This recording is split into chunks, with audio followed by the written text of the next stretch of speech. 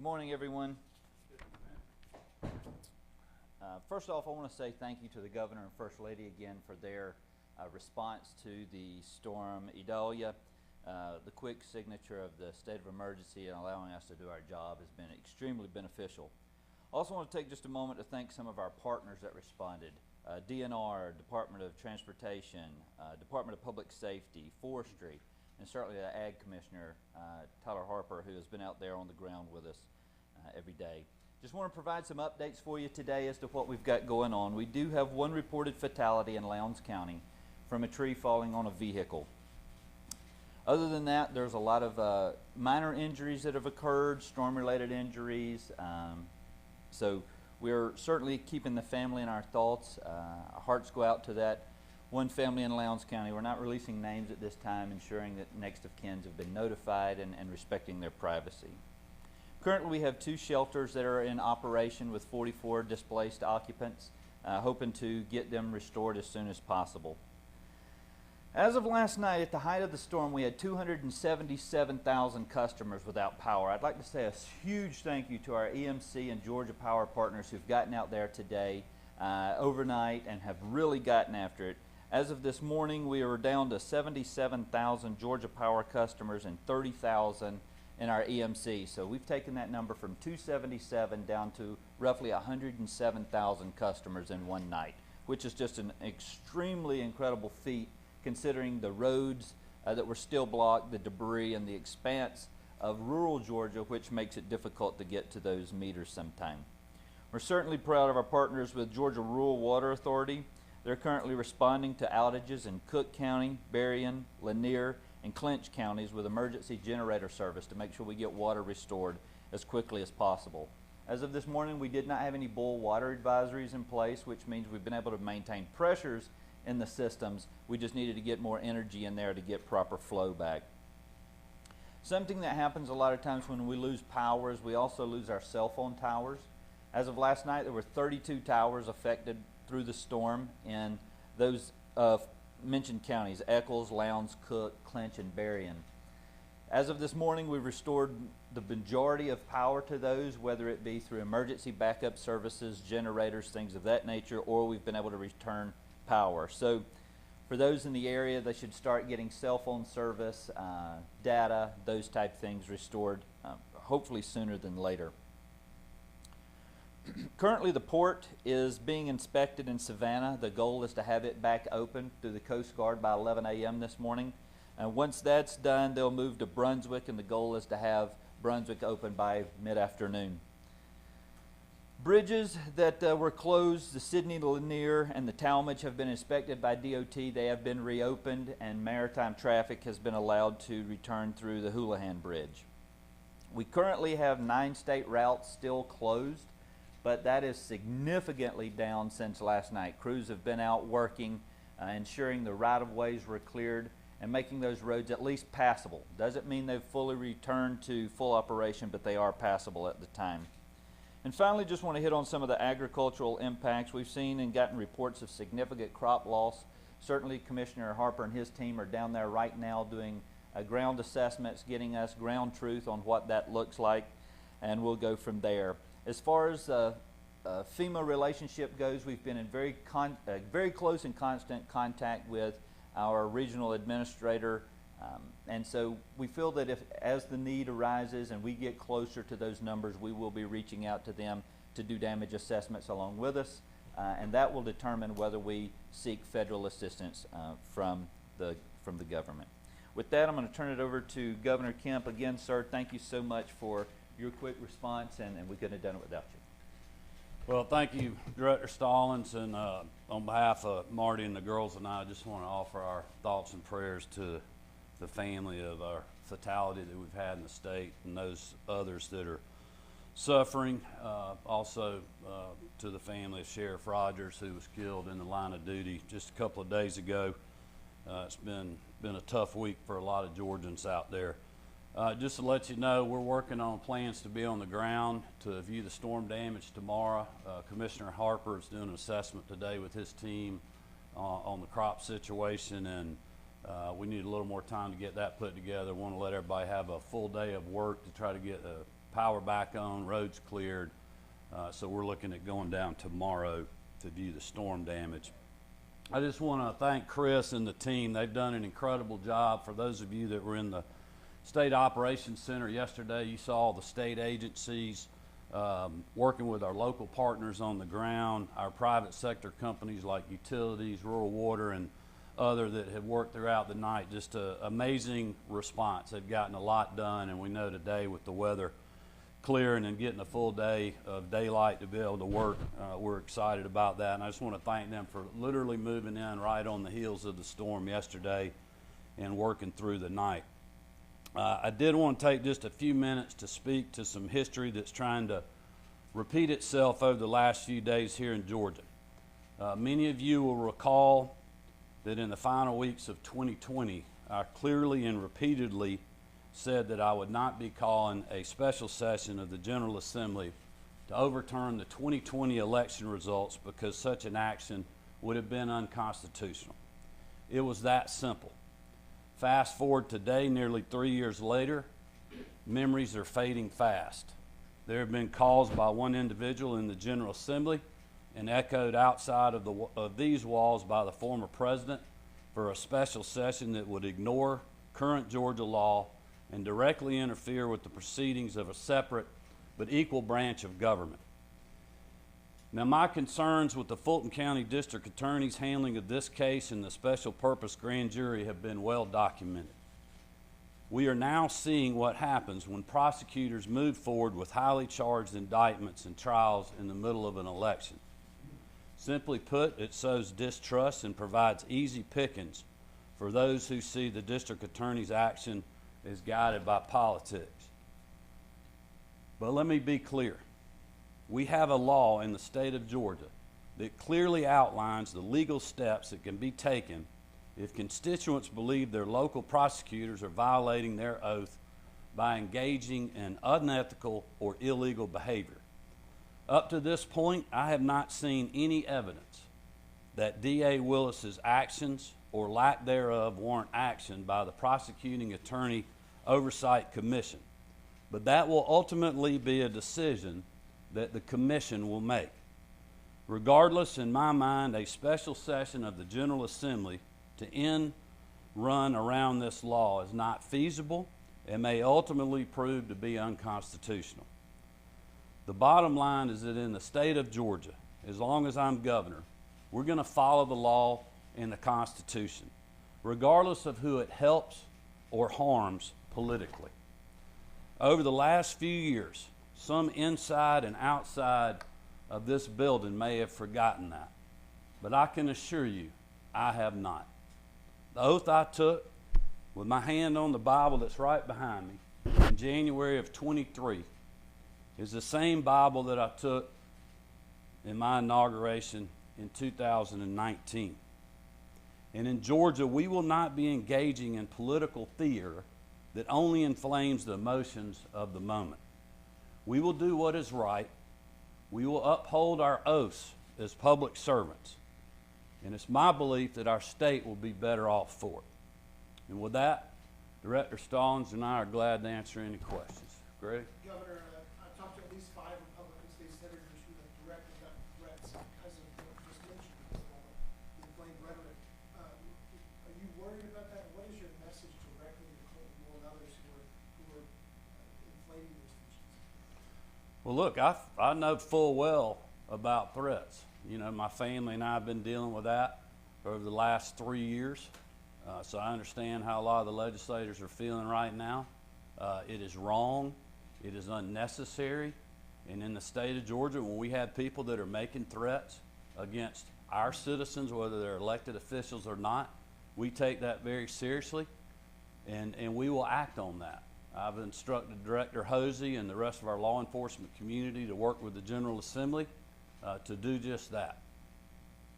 Governor, separately, I got a question for you and a question for Director. For you, Governor, Senator Moore is also talking about pursuing the funding, the statutory funding that goes to District Attorney's Office. Can you address that? Well, I think the Speaker laid that out pretty clearly yesterday, because if he's wanting to defund a district attorney, it's going to defund all of them. And this is a conversation. He's a legislator. If he wants to have that conversation, he can do it during the regular session that we have coming up in January. But let me just say this. You know, these are the distractions that get you to lose elections. The last time we were talking about special sessions here in the state of Georgia, just a few weeks later, the Republican majority lost 2 U.S. Senate races. And I can tell you that as long as I'm governor, we are going to stay focused on the issues that help all Georgians. That is the way you win races. That is the way you move forward. Things like cutting taxes, doing $2 billion tax rebates, suspending the gas tax that saved our families and our businesses $1.7 billion, teacher pay raises, law enforcement pay raises, going after street gangs, street racers, human traffickers, drug dealers. 3 years in a row of record economic development with good paying jobs and investments in all parts of our state. That's what helps people fight through Joe Biden's 40-year high inflation, not focusing on the past or some grifter scam that somebody's doing to help them raise a few dollars into their campaign account. That is what we're going to stay focused on. Do you have something for the director? Is the state of Georgia, you kind of hinted at it, the state of Georgia pursuing a federal declaration. Has the state reached that point, you believe, to ask for a federal? Because Florida and South Carolina got one this morning. Yes. There's a formula that I've forgotten when you can find it. Yes, sir. So that's what we're out there doing this morning. Unfortunately, we had the storm in our state a lot longer than Florida did. We had the storm in our state a lot longer than South Carolina did. So we've got a long track of disaster and debris to look into. The state of Georgia is unique. We have a $19 million threshold that we have to reach for the state before we're allowed to even pursue that.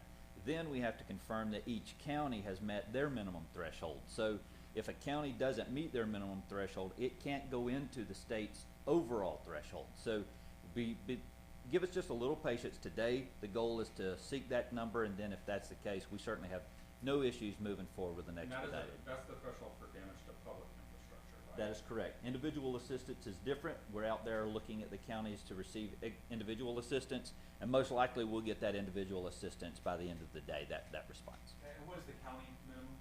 Each county has their own, and it's based on population. Let me just add too, though, our focus right now is making sure we're getting people's power back on. We're making sure that people that may have big trees in their living room have shelter or other places to stay that we've got. We mentioned last night, you know, getting cell phone and inoperability back up where we're, you know, people and the responding agencies can coordinate.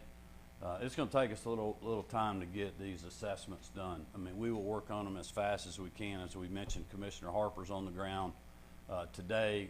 Commissioner King is already focused on the insurance side of things, and I know Commissioner Thompson at Labor is also working with businesses got hurt, you know, potentially for unemployment issues. And so, like, we have the whole state team responding and working with the locals. Chris always makes a great point. Remember, a lot of these locals, they're out there working, helping restore and you know, do storm damage assessments for their local communities, and their own homes may be damaged right now. So we're working as fast as we can, and we'll do the assessments and keep you posted on that. Governor, what's your message to those folks who are waiting for their cell service to come back that are dealing with damage? Well, my message would be that, look, we are on the ground. We were on the ground as soon as the storm passed yesterday afternoon. I think you might want to give a little more detailed update on cell phones, because I think we've gotten a lot of the towers back up, right? Yes, sir. So originally, as I mentioned earlier, there were 32 towers. That number has drastically reduced down. Don't have a tower number, but there's nowhere now that we don't have overlapping service. So it might not be the primary tower that is down, but there is a connecting tower that's overlapping. So it might be sporadic, you might get dropped, but you will start getting service, so you can start reaching out those. And that's key, because a lot of times we live in a world now where most folks don't have home phone numbers anymore. And so cell service is extremely important. So we did start seeing an uptick in some of our 911 calls and things like that as soon as, but that's a good thing, because that lets us know that we're starting to get the power and the cell phone service recovered. Governor Kemp, can you talk about the farmers? I know you mentioned you haven't gotten any calls as of yesterday. Have you heard anything since we've spoken after a touchdown in South Georgia? Not a tremendous amount, but I mean, I have gotten a few reports of people losing a lot of pecan trees. I know for sure one farmer in Eccles County had heavy damage to a lot of their center pivot irrigation. As you know, down there's a lot of vegetable crops, carrots and other things, as well as traditional row crop. And you know, you think about big fields, big center pivot irrigation systems. I mean, they're very expensive, so that's a lot of damage that will add up very quickly.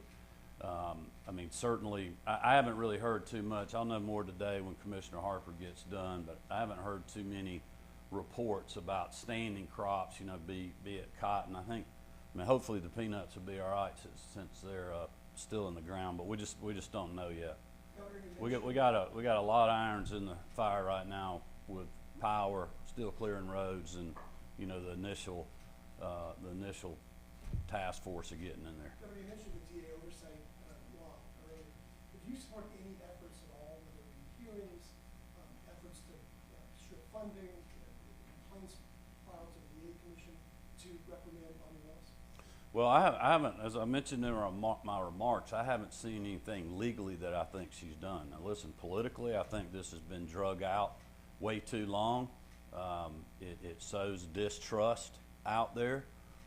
You know, the legislature, they can have hearings right now. They don't have to have a special session. As you remember, they did that during the 2020 election cycle, and you had a lot of people going in a committee meeting, but they wouldn't go into a courtroom. So, you know, we can have those conversations, and the legislature can have them, but we just need to be honest with people about what we're dealing with, and not inciting people. I mean, these rules and laws work both ways for all parties, Republican, Democrat, or otherwise. And so you have to be very careful when you're in power in government not to abuse that power, because if you do, you set the precedent for the other side using what you did in the future against you. Governor, have you spoken with the Speaker at all after his letter, and also have you spoken with the Lieutenant Governor about all of these? Yeah, I have not spoken with the Lieutenant Governor specifically about this. Man, I just shot the Speaker a text yesterday afternoon. You know, I've spoke to him recently about some other issues. When you authorized that commission, you said you saw it as a tool, as a check on prosecutors who were soft on crime. Do you still see it as that? Well, I didn't authorize it. Let's be clear. This went through a legislative process. It's been talked about for several years now. It's very similar to the Judicial Qualifications Commission that oversees our judges in this state, that I personally think have worked very well. There's their own colleagues that are on there, so you can deal with misconduct and other things. And so I think the prosecutor oversight bill is a good way to do that. It's a good way to hold people accountable, but also be judged by their peers. And I think the legislature did a great job of debating that bill and getting something that I was very comfortable signing. You know, I would note that the person that's raising this issue and pushing this issue voted against that bill. Governor Dr. Stallings, it seems like that Idalia is, while serious, was less bad than either Matthew or Michael. Do you think that's a correct assessment at this time? Well, if you weren't in the path of it, it was. If you were in the path of it and you got a house in Valdosta or in Clinch County or Eccles County or Ben Hill or Berrien County, it was just as bad. I mean, I've had multiple people texting me in Valdosta saying that city will not be the same after the cleanup's done, and that it was as bad as anything they've ever seen. So we're fortunate, as I said yesterday, that this storm was a narrow one, and it was fast moving, and it didn't set on us. But if you were in the path, it was devastating, and we are responding that way. Governor, Sorry, that was last, but thank you, everybody. Thank you.